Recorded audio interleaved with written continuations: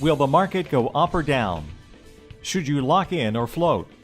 Find out this and more with Master of the Markets, hosted by Barry Habib of MBS Highway. Brought to you by Paramount Residential Mortgage Group.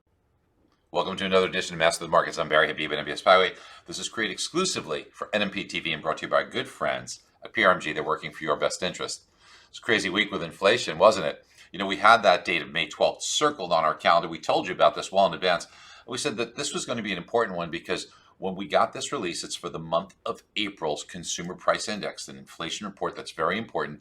And we want to look more closely at the core rate of inflation. That strips out food and energy. And the reason why is because the Fed's monetary policy can have more of an influence on the core rate because the Fed's not going to have a lot of influence on things that are going to be affected by weather or energy prices.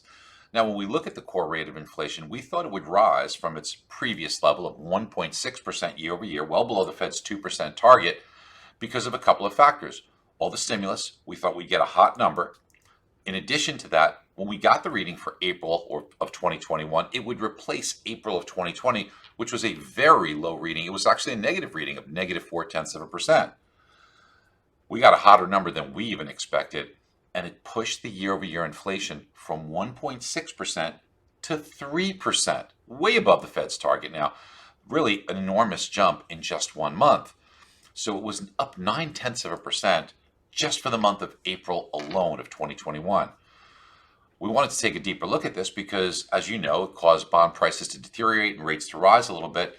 And we think the inflation readings will go up even further over the summer, and that could put some upside pressure. We think it'll put some upside pressure on interest rates. But the big question is this inflation what the Fed calls transitory? You've heard that word, I'm sure. So will it subside by the fall? Now, we've been saying that we think it will, but boy, a hot number like this made us want to absolutely take a deeper dive, and I want to share with you our findings. When we look at why inflation went up so much, it was really driven by a lot of individual sectors that had to do with the reopening as well as the chip shortage. For example, sporting events, ticket prices up 10%, airlines, hotels up 10% and 9% respectively. This has to do with the reopening.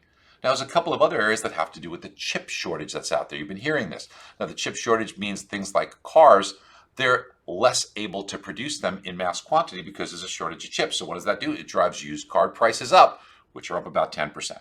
In addition to that, even personal computers, which rely on semiconductors and chips, those were up over 5%. Now, each one of those things I mentioned to you has been a record increase in just 1 month. These are unprecedented increases.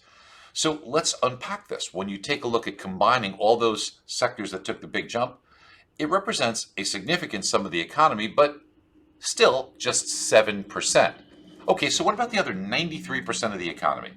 How did they fare with CPI? There was only up 0.3%, much more benign. So this leads us to believe that this was a rush. This leads us to believe that inflation will subside. Now, meanwhile, the 10-year Treasury is in a range of 160 to 175. We think it's going to have a hard time breaking underneath 160. We think that the next stopping point will be closer to 175, and then over the summer, probably move above that. This week ahead, we do have some important housing data to unpack. Now, you should be getting this every single day on MBS Highway and using the incredible tools like the cost of waiting for a refinance to show people why they should start saving money now and getting while the getting is good as rates rise, the debt consolidation tool, and the hottest tool that's in the industry right now is our tool for evaluating whether you should or how much you should bid over asking price, because we'll tell you when the home will catch up to the amount you're bidding over that. Realtors are going nuts for this. If you want to fight off your competition, have something really important to offer, get more realtor relationships, win more customers, bottom line, make a lot more money, just get on MBS Highway and win. Talk to you soon. Bye-bye. Be sure to click on the link below for your free 30-day MBS Highway trial.